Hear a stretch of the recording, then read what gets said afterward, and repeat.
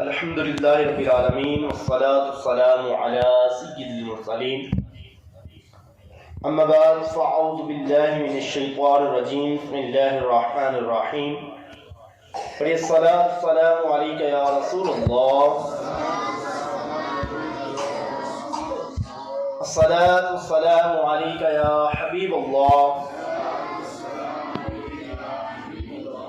الصلاة والسلام علیک یا نبی اللہ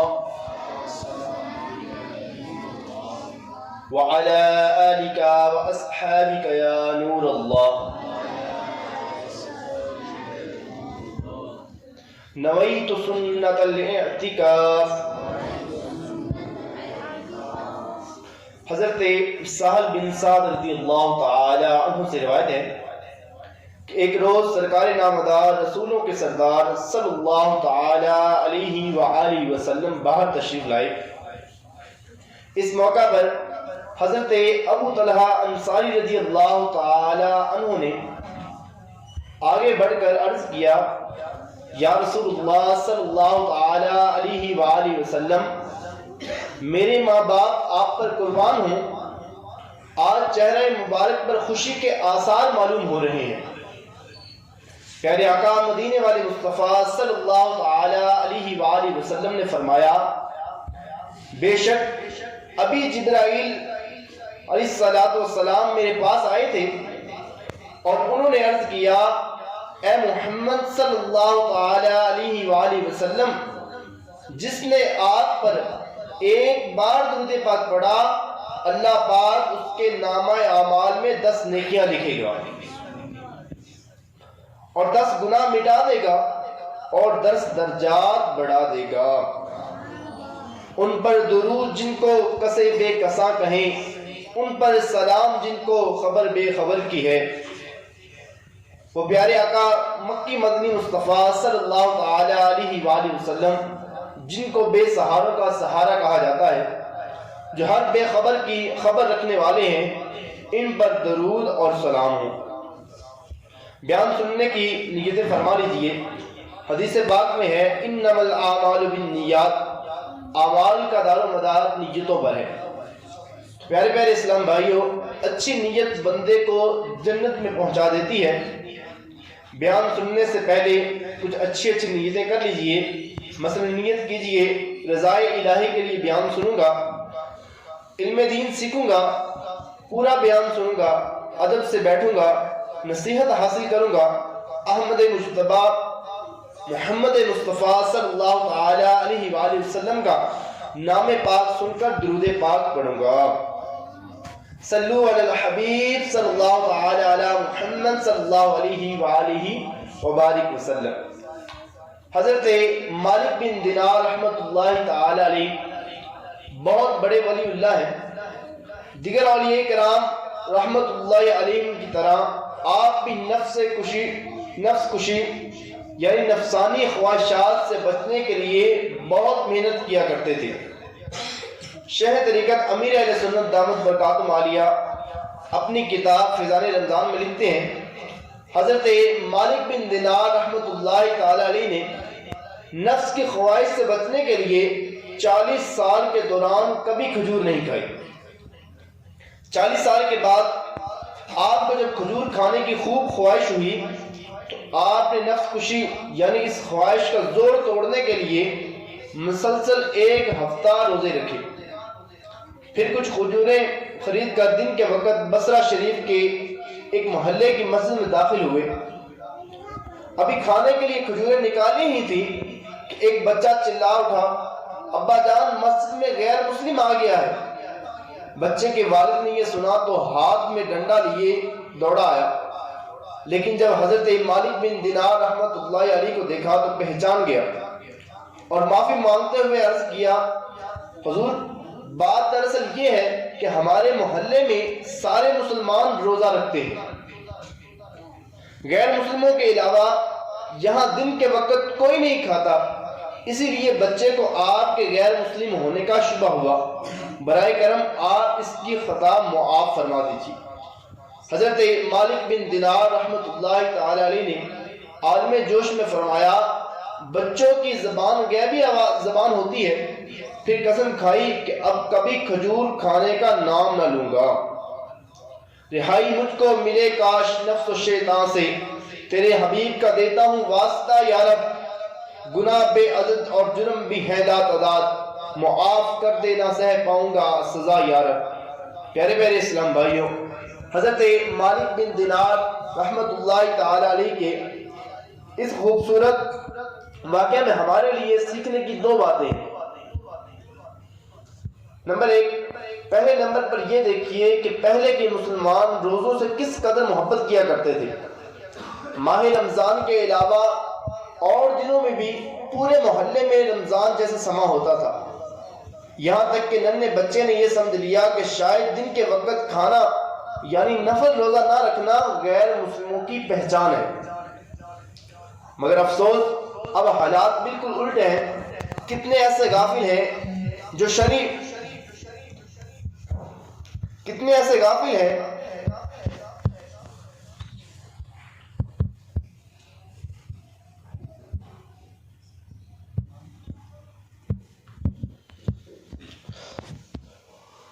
افسوس اب حالات بالکل الٹے ہیں۔ کتنے ایسے غافل انسان ہیں کہ جو بغیر شرعی مجبوری کے رمضان مبارک کے اول تو فرض روزے نہیں رکھتے۔ یہ کبیرہ گناہ حرام اور جہنم میں لے جانے والا کام ہے۔ پھر چوری پر سینہ زوری یوں کرتے ہیں کہ روزہ داروں کے سامنے ہی کھاتے پیتے ہیں، سگریٹ کے کش لگا رہے ہوتے ہیں، پان چبا رہے ہوتے ہیں، حتیٰ کہ بعض تو اتنے بے باک ہیں کہ سر عام پانی پیتے بلکہ کھانا کھاتے بھی نہیں شرماتے۔ تو اللہ عز و جل کی بارگاہ میں دعا ہے کہ اللہ پاک ہمیں ماہ رمضان مبارک کے مہینے کا ادب و احترام کرنے کی توفیق عطا فرمائے۔ یاد رکھیے، ماہ رمضان کے 2 4 یا 10 نہیں بلکہ پورے مہینے کے روزے رکھنا ہر مسلمان عاقل و بالغ پر فرض ہے۔ قرآن کریم میں ہے، ترجمہ کنز الایمان، اے ایمان والو تم پر روزے فرض کیے گئے جیسے اگلوں پر فرض ہوئے تھے کہ کہیں تمہیں پرہیزگاری ملے۔ دیکھیں اس آیت کریمہ میں صاف فرما دیا گیا کہ تم پر روزے فرض کیے گئے، لہذا شرعی مجبوری کے بغیر رمضان المبارک کا ایک بھی روزہ چھوڑ دینا گناہ کبیرہ اور جہنم میں لے جانے والا کام ہے۔ کتاب الکبائر میں ہے، جو شخص بغیر کسی مرض اور عذر کے ماہ رمضان کے روزے کو ترک کر دے وہ زناکار، بتہ خور اور عادی شرابی سے بھی بدتر ہے۔ اللہ اکبر۔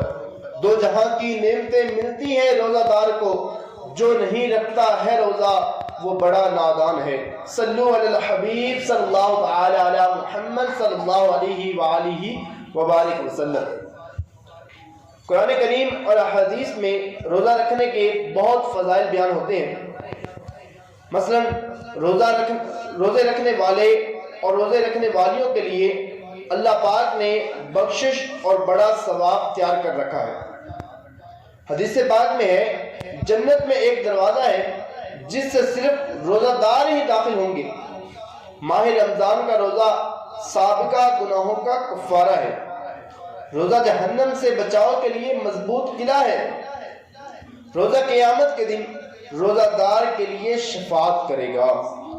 ماہ رمضان کا ایک بھی روزہ خاموشی اور سکون سے رکھنے والے کے لیے جنت میں سبز زبرجد سرخ یاقوت کا گھر بنایا جاتا ہے۔ روزے دار کا سو جانا عبادت اور اس کی خاموشی اختیار کرنا تسبیح شمار ہوتا ہے۔ وقت افطار روزہ دار کی دعا رد نہیں کی جاتی۔ روزہ رکھنے سے صحت ملتی ہے۔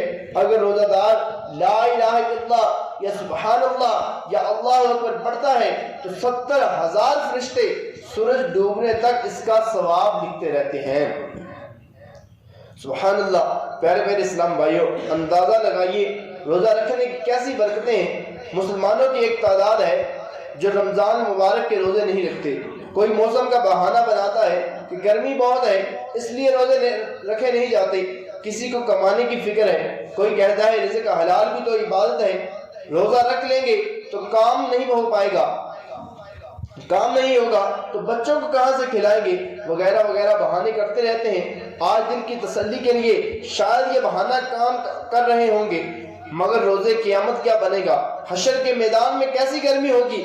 سورج 1.25 میل پر رہ کر آگ برسا رہا ہوگا، تانبے کی دہکتی ہوئی زمین ہوگی، دماغ کھول رہے ہوں گے، پسینہ بہ رہا ہوگا، کسی کے گھٹنوں تک پسینہ ہوگا، کسی کی پیٹھ تک پسینہ ہوگا، کوئی سینے تک اپنے ہی پسینے میں ڈوبا ہوا ہوگا اور کوئی تو اپنے ہی پسینے میں گوتے کھا رہا ہوگا۔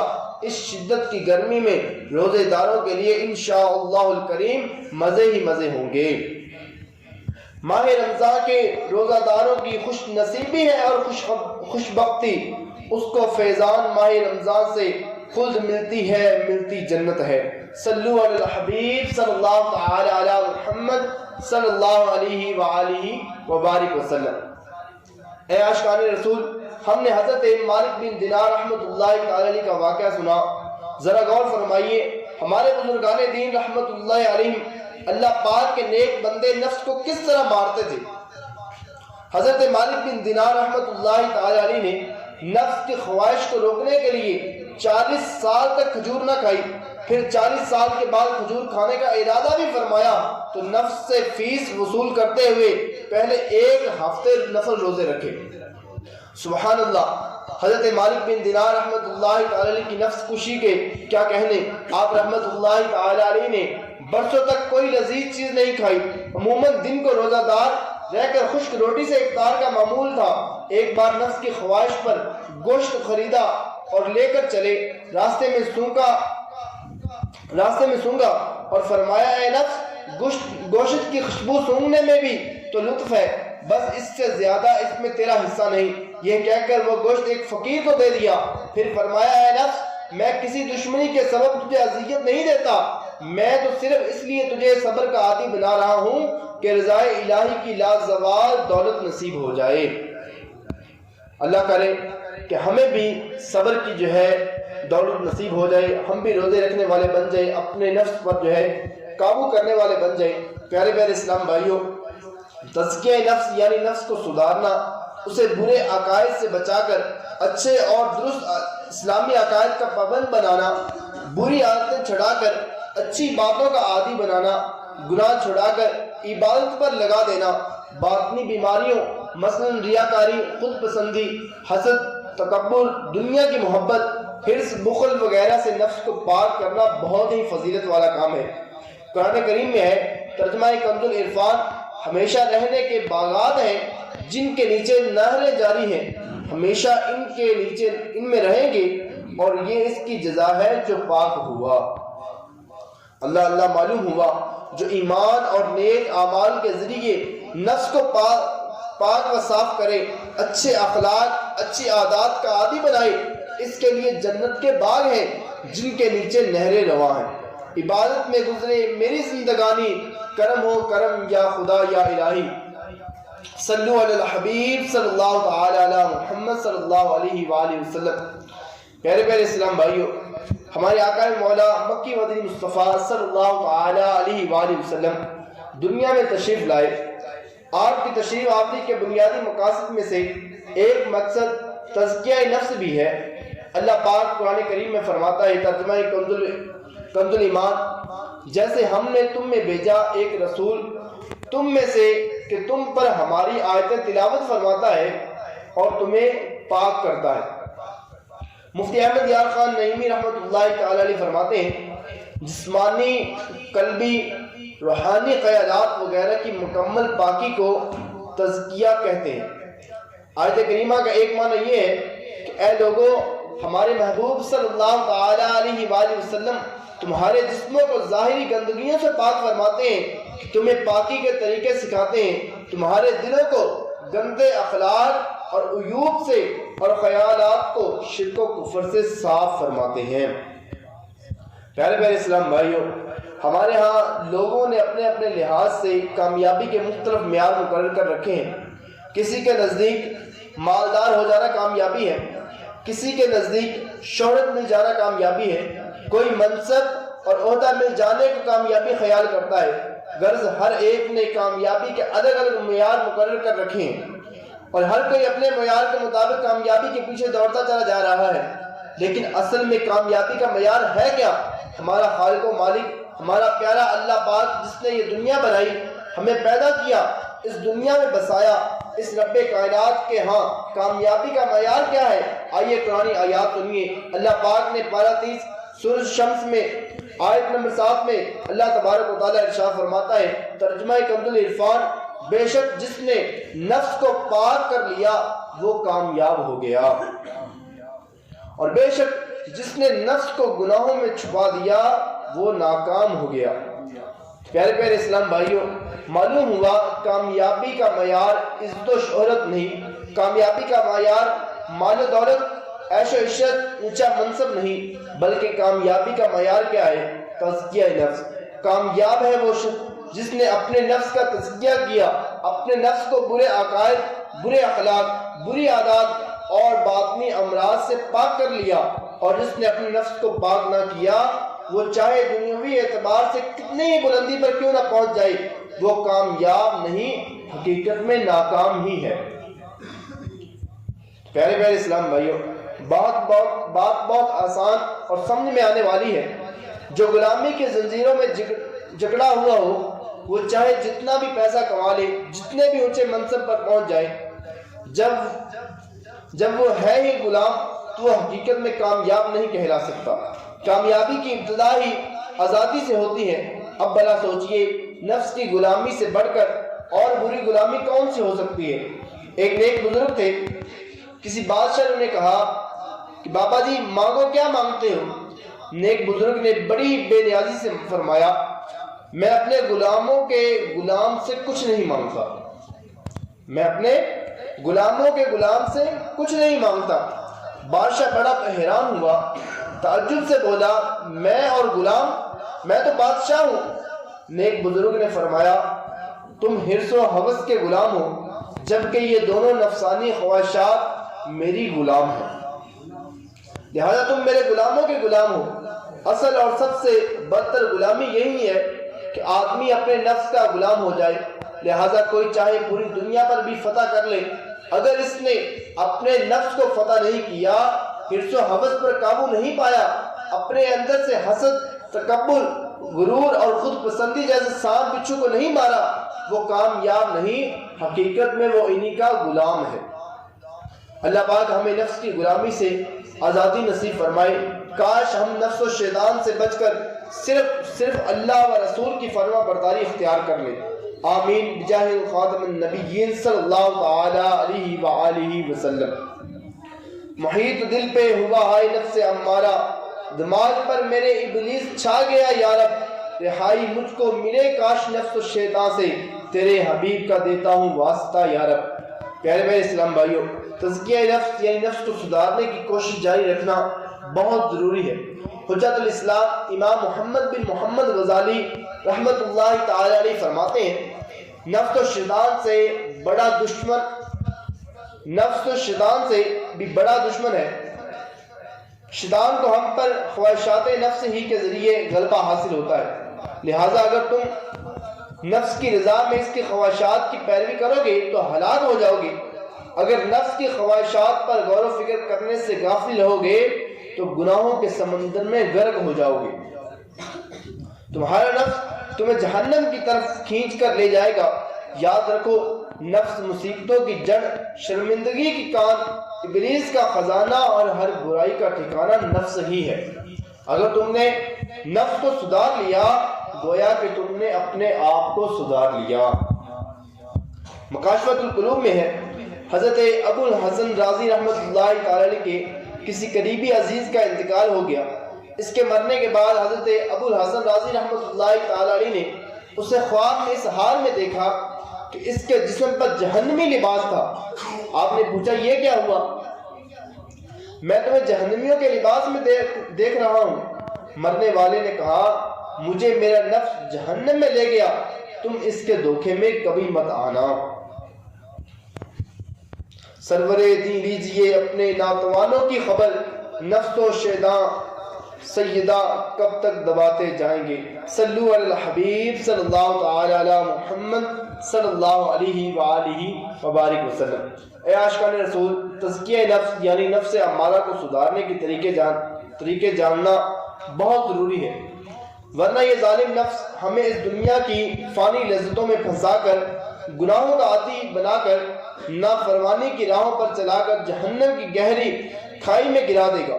اس لیے ابھی موقع ہے ہم دوسروں کے عیب ڈھونڈنے، دوسروں کے اخلاق و کردار میں کیڑے نکالنے کی بجائے اپنے آپ پر توجہ دیں اور خود کو سدھارنے کی فکر میں لگ جائیں۔ بڑے موذی کو مارا، نفس امارہ کو گر مارا، نہنگ اسبات شیر زد مارا تو کیا مارا۔ وضاحت: مگرمچھ، سانپ اور شیر مارنا کوئی بڑی بات نہیں، بڑا کام تو نفس امارہ کو مارنا یعنی گناہوں سے رک جانا ہے۔ حضرت ابو سلیمان درانی رحمۃ اللہ علیہ فرماتے ہیں، نفس کی مخالفت افضل ترین عمل ہے۔ اللہ اللہ کے نبی سے فریاد ہے نفس کی بدی سے، ایمان پہ موت بہتر ہو او نفس تیری ناپاک زندگی سے۔ پیارے پیارے اسلام بھائیوں، اللہ پاک کا بڑا کرم ہے کہ اس نے ہم گناہگاروں کو ماہ رمضان المبارک کی نعمت عطا فرمائی۔ ماہ رمضان نفس کا زور توڑنے کا بہترین موسم ہے۔ اگر ہم صحیح معنوں میں رمضان مبارک کی قدر کریں، جس طرح ماہ رمضان گزارنا چاہیے اسی طرح گزارنے میں کامیاب ہو جائیں تو انشاءاللہ الکریم نفس امارہ یعنی برائیوں پر ابھارنے والے نفس کا زور ٹوٹے گا اور اللہ پاک نے چاہا تو باطن اجلا اجلا چمکدار ہو جائے گا۔ رمضان مبارک کیسے گزارنا چاہیے؟ غفلت سے بچتے ہوئے رمضان گزاریے۔ کوشش کیجئے کہ ماہ رمضان کا لمحہ لمحہ کسی نہ کسی انداز میں عبادت میں گزرے، کبھی تلاوت ہو، کبھی ذکر و درود، پانچوں نمازیں باجماعت تکبیر اولیٰ کے ساتھ ادا ہوں، تہجد، اشراق و چاش اور اوابین کے نوافل بھی نہ چھوٹنے پائیں، چلتے پھرتے اٹھتے بیٹھتے زبان ذکر و درود سے تر رہے۔ دعائیں مانگنے کا مہینہ ہے، خوب کثرت سے دعائیں مانگیے، اپنے اہل خانہ کی، عزیز رشتہ داروں کی، بلکہ تمام امت مسلمہ کی مغفرت کی دعائیں کیجیے۔ نفس کا زور ٹوٹے، شیطان سے پیچھا چھوٹے، دل اجلا اجلا چمکدار ہو جائے، نیکیوں میں دل لگے، گناہوں سے نفرت ہو جائے۔ اللہ پاک سے یہ خیراتیں مانگیے، سارے کے سارے روزے رکھیے، خوب ذوق و شوق کے ساتھ نماز تراویح وہ بھی پوری 20 رکعت ادا کیجیے، خوب دل لگا کر قرآن کریم کی تلاوت کیجیے، بلکہ ماہ رمضان المبارک نزول قرآن کا مبارک مہینہ ہے، قرآن کریم کو سمجھنے کی بھی کوشش کیجیے۔ اس کے لیے تفسیر سیرات الجنان پڑھیے، جدید اور بہت آسان اردو زبان میں لکھی گئی بہترین تفسیر ہے۔ اس میں آسان ترجمہ کنز العرفان بھی شامل ہے۔ قرآن کریم کا لفظی ترجمہ سیکھنے سمجھنے کے لیے معرفت القرآن پڑھیے۔ تفسیر سیرات الجنان اور معرفت القرآن کی موبائل اپلیکیشن بھی موجود ہے، اپنے موبائل میں یہ دونوں اپلیکیشن انسٹال کر لیجئے، اس سے فائدہ اٹھائیے اور نور قرآن سے سینہ روشن کرتے جائیے۔ ماہ رمضان کی ایک خاص عبادت اعتکاف کیجئے، انشاءاللہ الکریم کرم ہی کرم ہوگا۔ الحمدللہ عز و جل عاشقان رسول کی دینی تحریک دعوت اسلامی کئی مقامات پر پورے ماہ رمضان کا اجتماعی اعتکاف کروا رہی ہے، اور الحمدللہ عز و جل 26,000 سے زائد مقامات پر آخری عشرے کا اعتکاف کروانے کا عزم رکھتی ہے۔ انشاءاللہ الکریم ہر سال کی طرح لاکھوں لاکھ عاشقان رمضان اس سال بھی اعتکاف کی سعادت حاصل کریں گے۔ آپ بھی ہمت کیجئے، اجتماعی اعتکاف کی سعادت پائیے۔ اگر یہ اعتکاف عالمی مدنی مرکز فیضان مدینہ کراچی میں کر پائیں تب تو کیا ہی بات ہے کہ وہاں شیخ طریقت امیر اہل سنت دامت برکاتہم عالیہ خود تشریف فرما ہوتے ہیں۔ روزانہ بعد اثر بعد تراویح مدنی مذاکرے کا سلسلہ ہوتا ہے، خوب علم دین سیکھنے، نیک صحبت کا فیضان لوٹنے، نیکیاں کرنے اور گناہوں سے بچ کر بہترین انداز میں رمضان گزارنے کی سعادت نصیب ہوتی ہے۔ اگر کراچی فیضان مدینہ میں نہیں جا سکتے تو آپ کے اسی شہر کوئٹہ کے اندر جو ہے نورانی مسجد کے اندر الحمدللہ دعوت اسلامی کا پورے ایک ماہ کا اجتماعی اعتکاف کروایا جا رہا ہے۔ اور ابھی تک تقریباً 40 سے زائد اسلام بھائی اعتکاف کے اندر موجود ہے جو پورے 1 مہینے کا اعتکاف کر رہے ہیں. اور پورے 1 مہینے کے اعتکاف کے اندر الحمدللہ عزوجل نماز کی معلومات سکھائی جاتی ہے. نماز کے جو ہے فرائض وغیرہ، اس کے علاوہ واجبات، اور اس کے علاوہ وضو کے فرائض واجبات، غسل کے فرائض واجبات، اس طرح کی بہت ساری چیزیں جو ہے 1 ماہ کے اجتماعی اعتکاف کے اندر سکھائی جاتی ہیں. تو آپ سب کو بھی دعوت پیش کرتا ہوں کہ اگر آپ فیضان مدینہ کراچی نہیں جا سکتے تو کم از کم اپنے اسی شہر کے اندر جو ہے 1 ماہ کے اعتکاف کے لیے نیت کر لیجئے اور آج ہی جو ہے اپنی انٹری کروائیے اور ادھر جو ہے اعتکاف کے اندر بیٹھ جائیے. انشاءاللہ الکریم علم دین کا ڈھیر سارا خزانہ ہاتھ آئے گا. آئیں گی سنتیں، جائیں گی شامتیں، مدنی ماحول میں کر لو تم اعتکاف، تم سدھر جاؤ گے پاؤ گے برکتیں. مدنی ماحول میں کر لو تم اعتکاف، خوش خدا ہوگا بن جائے گی آخرت. مدنی ماحول میں کر لو تم اعتکاف. صلو علی الحبیب صلی اللہ تعالی علی محمد صلی اللہ علیہ وآلہ وبارک وسلم. حجت الاسلام امام محمد بن محمد غزالی رحمت اللہ تعالی علیہ نے تزکیہ نفس یعنی نفس امارہ کا زور توڑنے، اسے سدھارنے کے 3 بہترین طریقے ارشاد فرمائے ہیں. اگر ہم رمضان مبارک میں تزکیہ نفس کے یہ 3 طریقے خود پر نافذ کر لیں تو انشاءاللہ الکریم نفس امارہ سدھرے گا اور اللہ پاک نے چاہا تو باطن کی پاکیزگی بھی نصیب ہوگی.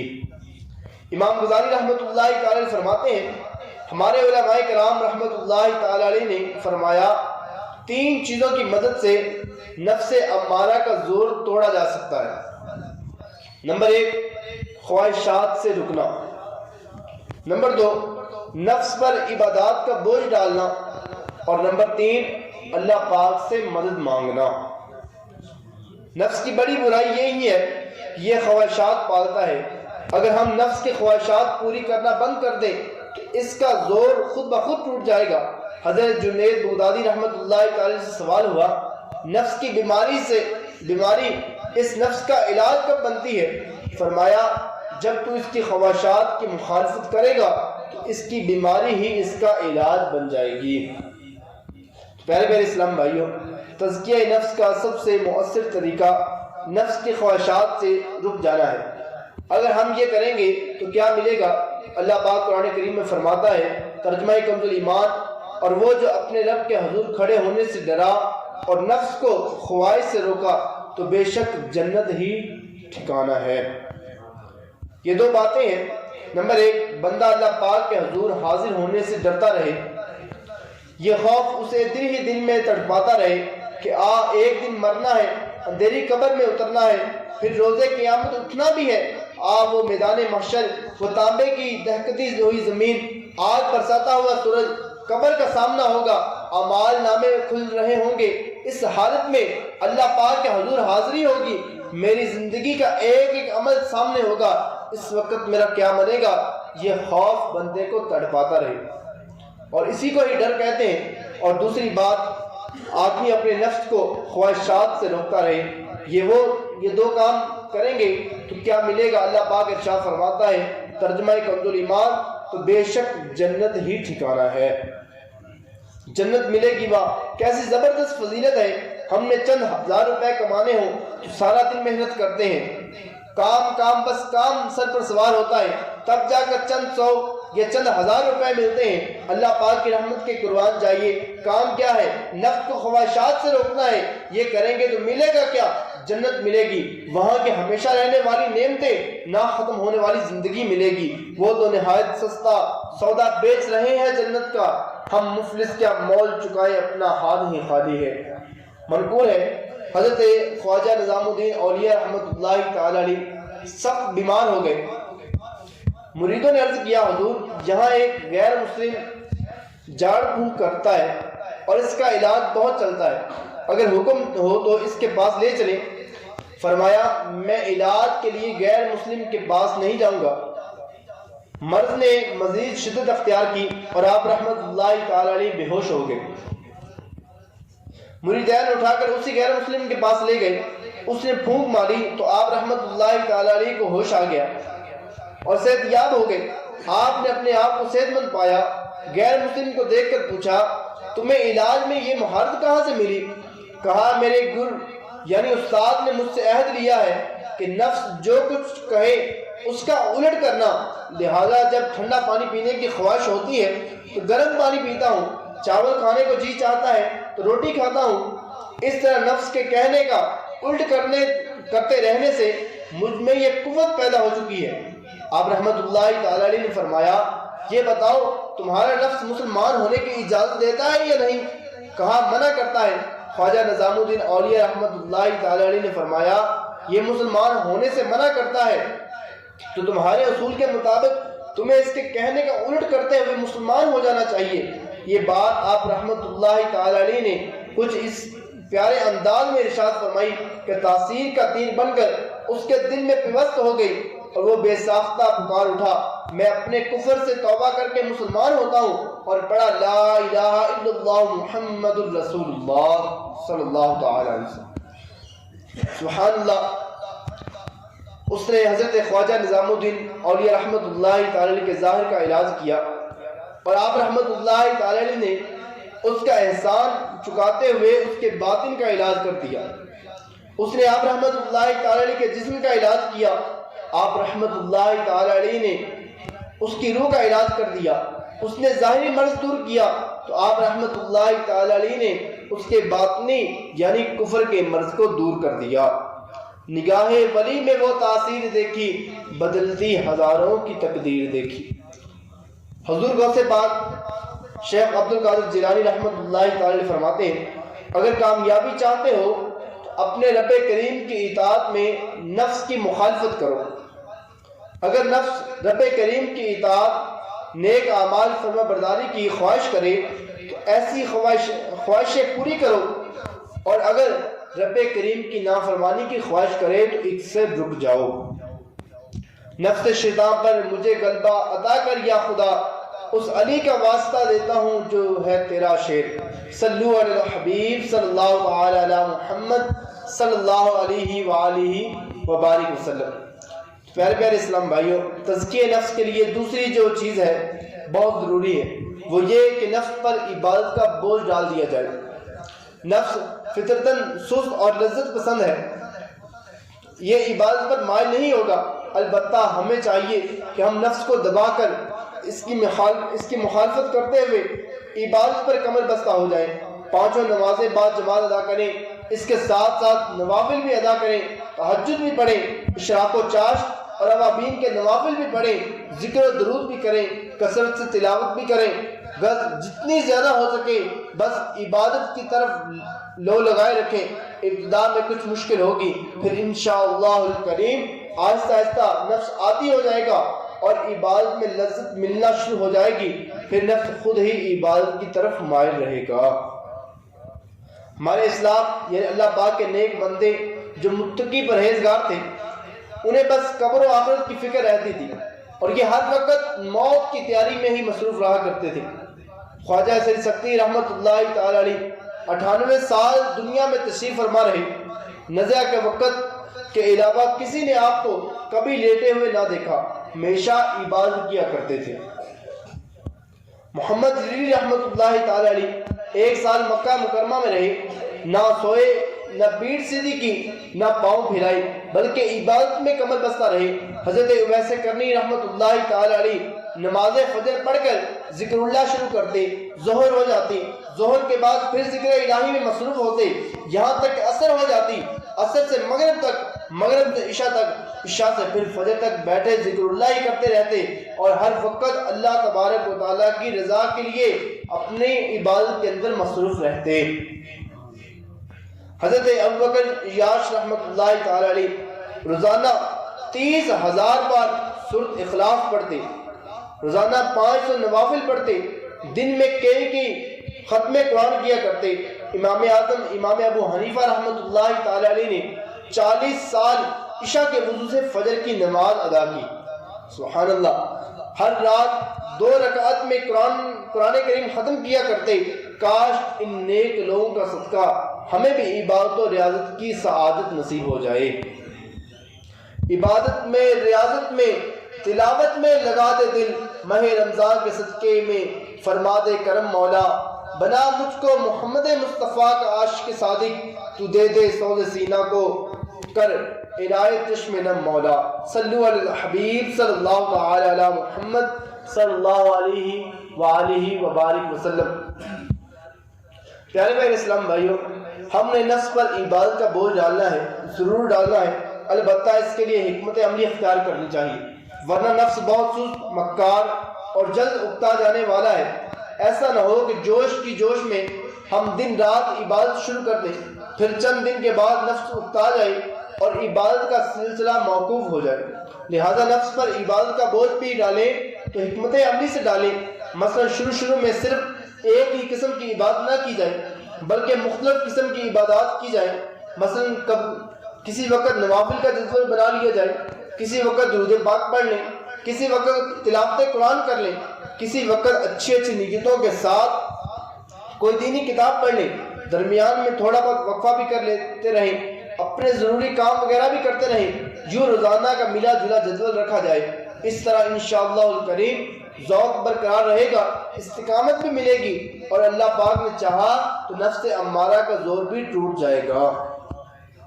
نفس پر عبادت کا بوجھ ڈالنے کے لیے ایک بہترین حکمت عملی وہ ہے جو دور حاضر کی عظیم علمی روحانی شخصیت شیخ طریقت امیر اہل سنت دامت برکاتہ عالیہ نے عطا فرمائی ہے، یعنی نیک اعمال۔ اسلامی بھائیوں کے لیے 72 نیک اعمال ہیں، اسلامی بہنوں کے لیے 63، طلبہ کے لیے 92 اور چھوٹے بچوں کے لیے 40۔ یہ نیک اعمال اپنا لیں، اس میں بہت ساری عبادات ملیں گی۔ مثلا اس میں ایک نیک عمل 5 نمازیں بعد جماعت پڑھنے سے متعلق ہے، اچھی نیتیں کرنے کا نیک عمل ہے، اس میں نوافل بھی شامل ہیں، تلاوت، ذکر و درود، مختلف سنتیں، سلیقہ شعاری، مختلف آداب وغیرہ بہت کچھ ہے۔ اگر ہم یہ نیک اعمال خود پر نافذ کر لیں تو انشاءاللہ الکریم بڑی آسانی سے نفس امارہ کا زور توڑنے، اسے سدھارنے میں کامیاب ہو جائیں گے۔ میں نثار ایسے مسلمان کیجئے، توڑ ڈالے نفس کا زنار ہم۔ صلو علی الحبیب صلی اللہ تعالی علی محمد صلی اللہ علیہ وآلہ وبارک وسلم۔ تزکیہ نفس کے لیے سب سے اہم بات جو بہت زیادہ ضروری ہے وہ یہ کہ اللہ پاک سے دعا مانگنا ہرگز نہ بھولیں، کیونکہ نفس امارہ بہت سرکش دشمن ہے۔ شیطان جو راہ بھٹکنے سے پہلے بہت بڑا عالم اور عبادت گزار تھا اور انتہائی چالاک اور مکار بھی ہے، نفس امارہ سے وہ بھی مقابلہ نہ کر پایا۔ اس بدبخت کو بھی نفس امارہ ہی نے بھٹکا کر ہمیشہ کے لیے کافر و نامراد کر دیا۔ تو سوچئے ہم نفس امارہ کا مقابلہ کیسے کر پائیں گے؟ لہذا اللہ پاک کی مدد شامل حال ہوگی تو ہی نفس امارہ سے رہائی مل سکے گی۔ اللہ پاک کے نبی حضرت یوسف علیہ السلام کا یہ خوبصورت فرمان قرآن کریم میں بھی موجود ہے۔ آپ نے فرمایا، ترجمہ کنز الایمان، بے شک نفس تو برائی کا بڑا حکم دینے والا ہے، مگر جس پر میرا رب رحم کرے۔ یعنی نفس امارہ برائی کا بہت حکم دینے والا ہے، اس کے شر سے بچتا وہی ہے جس پر اللہ تبارک و تعالیٰ کا رحم و فضل ہوتا ہے۔ حضرت عبداللہ بن عباس رضی اللہ تعالیٰ عنہ فرماتے ہیں، اللہ پاک کے آخری نبی رسول ہاشمی صلی اللہ تعالیٰ علیہ وآلہ وسلم سورۃ الشمس کی یہ آیات تلاوت کرتے، ترجمہ کنز الایمان، اور جان کی اور اس کی جس نے اسے ٹھیک بنایا، پھر اس کی بدکاری اور اس کی پرہیزگاری دل میں ڈالی۔ پھر دعا مانگتے، ترجمہ، اے اللہ پاک میرے نفس کو تقوی عطا فرما، تو ہی اس کا مالک و مولا اور تو ہی اسے بہتر پاکیزگی عطا فرمانے والا ہے۔ ہمیں بھی چاہیے کہ اس ادائے مصطفیٰ کو ادا کریں، وقتاً فوقتاً یہ دعا پڑھتے مانگتے رہا کریں، انشاءاللہ الکریم نفس امارہ کا زور ٹوٹ جائے گا۔ نفس نے لذتوں میں پھنسایا، مجھ پہ لطف و کرم ہو خدایا، دل سے چاند مٹا ماں سوا کی، میرے مولا تو خیرات دے دے۔ صلو علی الحبیب صلی اللہ تعالی علی محمد صلی اللہ علیہ وآلہ وسلم۔